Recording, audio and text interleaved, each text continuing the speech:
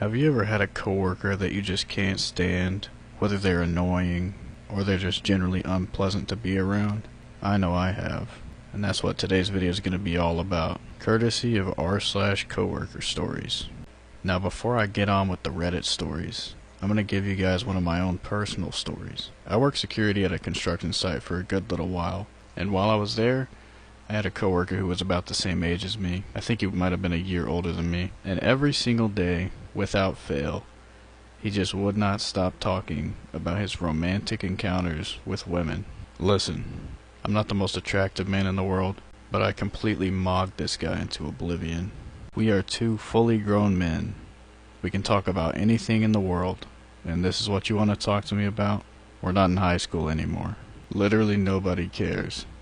And I'm pretty sure he was lying anyways, because like I said before, like looking at this guy, it made me feel like I was one of those marble statues that you always see in museums. Anyway, had to give you guys my r/coworker story. Now let's get into the ones from Reddit. Starting off with coworker used ChatGPT to write his brother's eulogy. 70-year-old coworker was ranting and raving about how great ChatGPT is. He then proudly proclaimed that he used it to write his brother's eulogy. I felt bad, but I could not stop laughing. It's so funny how quick we have given up on all personal thought. Can people not write their own eulogy about their own brother without AI writing 90% of it? He clarified that he only edited a few bits here and there. Now I know that one was pretty short, but it was just too diabolical not to include in the video. Ladies and gentlemen, don't use AI to write eulogies. It's supposed to be your words coming from your heart, not some text from an emotionless machine. Now this guy's probably going to get haunted for the rest of his life. Let's get into the next one. Dumb rules are there for a reason. I've worked for a few different companies over the years, and every single one of them has some really dumb rules. Everyone just complains about these rules, but nobody ever wonders why these rules are in place.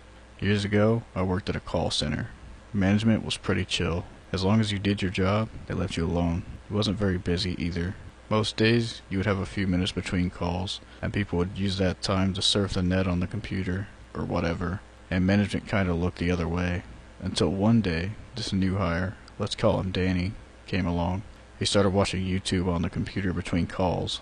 The problem was, people from other departments would walk by our area, and they would make comments to our manager about how we were not busy enough. Staff had time to watch YouTube, etc. So the manager told us to not watch videos on the company computer because it was bad optics. Message received, right? The following day, Danny brought in his personal laptop with movies and TV shows loaded. He started watching shows between calls on his personal laptop. The manager said no watching videos on the company computer. This is my personal computer. So new rule. In between calls, no more doing anything. Just sit there. No surfing the net. No personal devices, nothing. Danny is a giant moron, and people like him are the reason why we have stupid rules at work. Now I'm sure everybody knows at least one Danny, or maybe you're a Danny, you just don't know it yet. This is a good reminder never to push the specifics of something, because it can backfire pretty badly. Like I get it, they said no watching videos on the company computer, but did you really expect them to allow you to bring in your personal computer to watch videos on? Don't ruin nice things for other people because you want to be all extra. Let's move on to the next one. Coworker made me sit outside at the entrance of our workplace for 3 hours. I work as a night security guard, and the security guard who works during the day is my coworker, towards whom I am suddenly developing a kind of hatred. Last night, I arrived at work as usual, around 6:30 p.m., and when I got there, the security post was completely dark, with no lights on. I had the feeling that the day guard had left. I'm not bothered by his leaving, since we had discussed a secret place to hide the key to the front door before he left. I checked, and the key was not there either. The main gate was also locked, which enforced that the security guard really went home before my arrival. I started calling him on the phone to ask where he was, but it was useless, and he kept lying to me, saying he was at the security post. Therefore, I called our security supervisor, who lived quite far from the security post, but he drove his motorcycle and then came to the premises and made me sit on the back of his motorcycle to go and get the coworker. He had turned off his mobile phone at the time.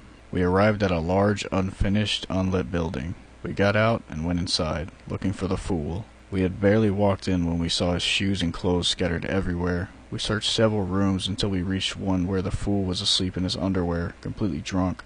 We asked where the key to his workplace was, and he replied that he had left it at the workplace. The supervisor even suggested he is afraid the fool might have lost it. It was clear we weren't going to get the key, so we left the drunk in the makeshift room. The supervisor called the owner of the property where we worked as security guards and lied, saying I couldn't get in, so he should leave his house and come open the entrance gate with a spare key. He lived quite close. This happened around 7 p.m. Then the supervisor left, leaving me to wait alone.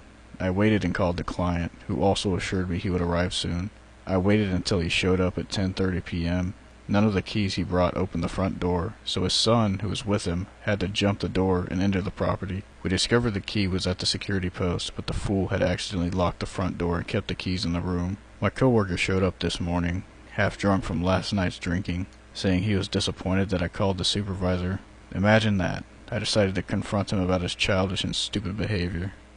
You know, drunks are really hard to deal with. It's almost impossible to get them to follow instructions. So dealing with a drunk coworker, I can only imagine how much more difficult that is. Ladies and gentlemen, don't come to work drunk, or get drunk at work. You might just end up in an embarrassing situation like this. Let's move on to the next one. Every job has one. I'm convinced. There's a woman at work named Cheryl, and I swear every office has a version of her. She's not openly mean enough to get in trouble, but she somehow makes the entire atmosphere heavier the second she walks into a room. You can literally hear conversations die when she appears around the corner. Cheryl acts like she's management despite not actually supervising anyone. She monitors everyone constantly. If someone comes back from a lunch a few minutes late, she'll quietly say, "Half days must be nice." If someone calls in sick, she suddenly becomes an investigator. They were fine yesterday. She also has this talent for disguising criticism as concern. She'll say things like, "You seem really tired lately. Everything okay?" in front of other coworkers, so now everyone turns to look at you like you're falling apart. The break room is the worst. Someone could be talking about a new puppy, vacation plans, or literally anything enjoyable, and Cheryl somehow redirects it into negativity within 30 seconds. Coworker, "We're going camping this weekend." Cheryl, "Hope you packed emergency supplies. My cousin got stranded once and almost lost a toe." Nobody even knows how to respond to that. She also keeps track of things that no normal person should notice. She remembers exactly how long people take on break, who leaves early, who orders takeout too often, who seems off lately. She never directly accuses anyone of anything, but she says just enough to make people uncomfortable. The strangest part is she genuinely thinks she's helpful. If there's tension in the office that she personally caused, she'll sit there saying, "I just think communication is really broken down around here." Meanwhile, everyone is actively avoiding eye contact with her. At this point, people schedule lunches around Cheryl. If someone sees her heading for the break room, they suddenly remember they have emails to finish. New employees usually try to be friendly with her at first, but within about 2 weeks, they develop the same 1,000-yard stare as the rest of us. What makes it worse is there's never a big dramatic event HR can point to. It's just years of constant small comments, judgment, negativity, and hovering until the entire office collectively feels emotionally exhausted whenever she's around. I'm not bothered enough by her to leave my long-term employment, but she really does make the work week feel exhausting. Energy vampires. That's what these people are called, and the Marine Corps is full of them. I'm sure the other branches are too. And the worst part is that they're always a higher rank than you, so there's nothing you can do about it. Their sole purpose is to create uncomfortable situations and try to catch you slipping up on something. Terrible people. I shudder at the memory. Let's move on to the next one. Coworker ate microwaved raw pork chop.